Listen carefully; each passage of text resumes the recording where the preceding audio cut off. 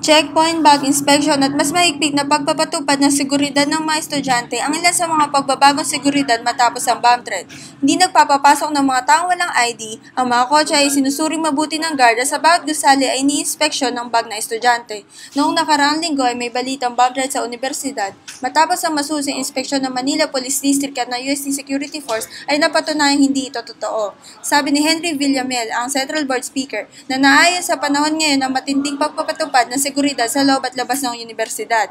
Ayon kay Villamel, kabahala ang mga pila ng estudyante sa mga gusali na nagiging sanhi na pagiging late sa klase. Mas mahigpit pang training para sa mga gwardya ang kailangan. Nanguna ang UST sa pagsuporta ng musikang Pilipino sa pamamagitan ng paghikayat sa mga estudyante na tumangkilik sa sariling atin. Ayon kay Noel Cabaon, Presidente ng Filipino Society of Composers, Authors, and Publishers, nasa kamay natin na ikaunlad ng industriyang OPM. Kailangan natin ng change of paradigm shift, cultural behavior.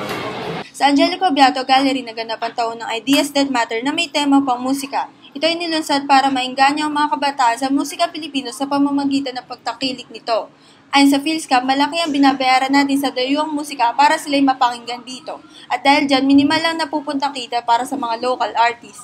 Sinabi ni Atty. Alciso na mabilis dapat ang pagsunod ng musika Pilipino sa teknolohiyang pumapalibot dito para mas umusbong ang musikang Pilipino.